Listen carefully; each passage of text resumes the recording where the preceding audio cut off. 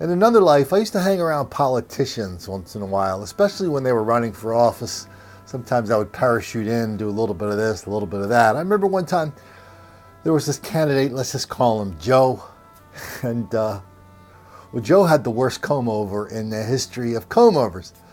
So after I met Joe, I went to his consultants, and there was a lot of money involved. There was hundreds of thousands, if not more than $1 million involved in this campaign. And I went to the consultants and I said, hey, what's up with that comb-over? That's like the worst comb-over in the world.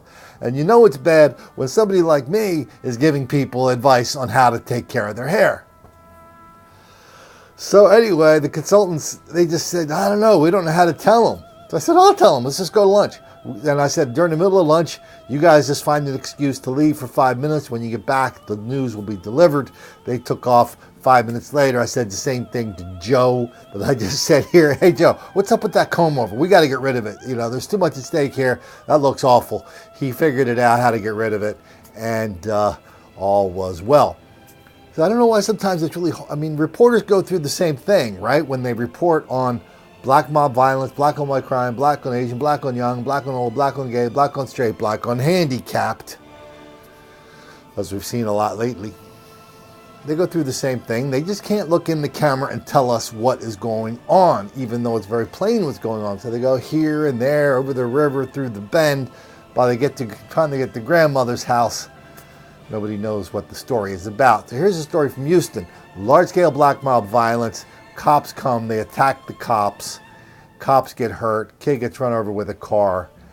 And nobody in Houston thinks this is that much out of the ordinary. We have a lot of Houston law enforcement watching this channel, contributing to this channel, contributing to the books.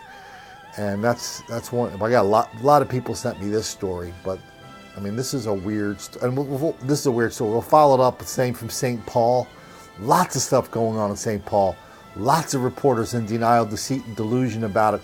Here's a riot from a mall recently where the police had to use a chemical irritant. Then we'll finish it up in San Francisco. See you on the other side. Good morning, everyone. I'm Art Rascon. New at 11, that 17-year-old accused of refusing deputy orders during that brawl appeared before a judge this morning.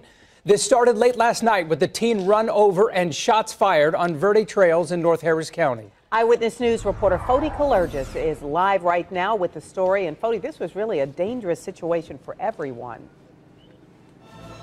Yeah, Melanie, it certainly was a chaotic scene out here last night in this North Harris County neighborhood.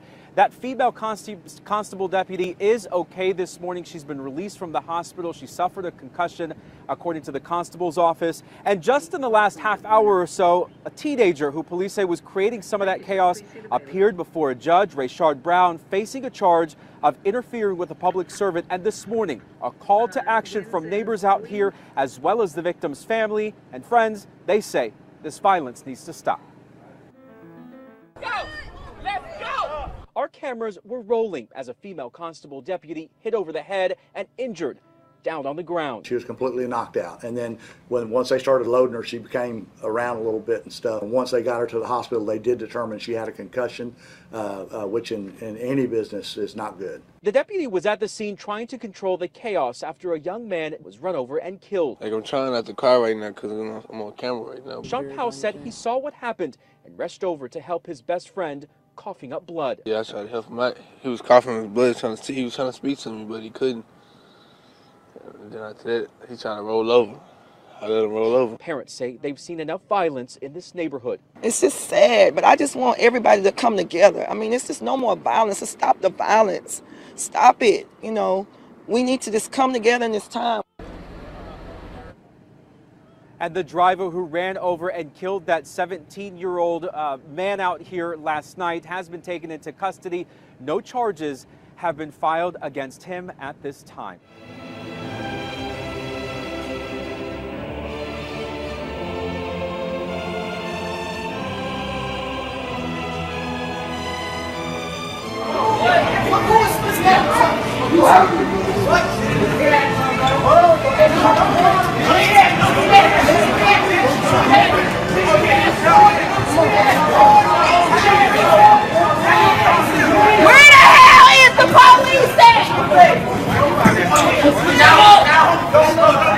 Go! All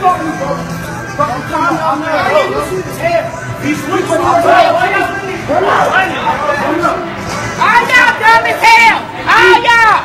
What the fuck?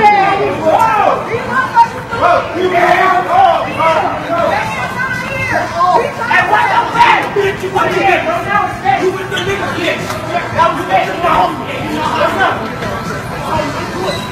Y'all ain't even fight. Y'all ain't even fight. Y'all ain't even fight. Get your fight back on run. What's a fucking sissy? Like what? I mean, security's so scary. Security's so scary. Security's so scary. What the fuck?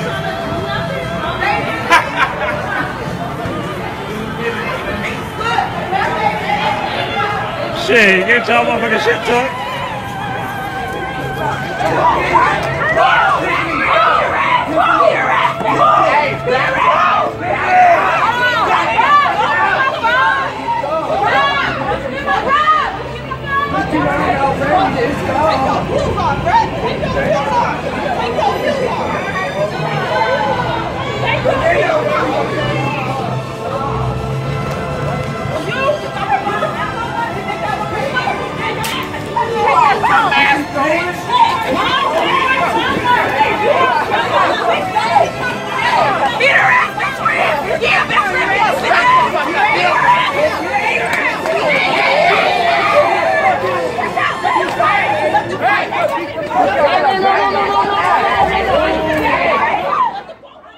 As bad as they are, we're not saying every one of these incidents by themselves is the end of the world. If they were just in isolation, they only happened once in a while, there wouldn't be any reason for this channel. You wouldn't be watching it. We wouldn't be talking about it.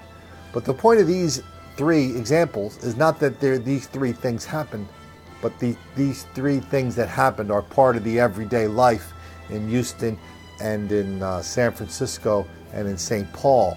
I mean, this kind of black mob violence, black on white crime, black criminality is wildly out of proportion. Reporters don't want anything to do with it. In Houston, if you're a cop or a sheriff or a member of law enforcement and you go to your superiors and you say, hey, why aren't we arresting people for doing this stuff? Why are we tolerating this high level of black criminality? You will get transferred to the black neighborhood. Soon you'll be working in the night shifts in the black neighborhoods, even if you've been on the force for 20 years. That's what happens. That's how they roll in places like Houston and Dallas. Nobody wants to talk about it. Everybody wants to pretend this stuff doesn't happen in Texas. No, Colin, we don't care. And here's the biggest lie of all. We don't care if we make the black kids angry down here.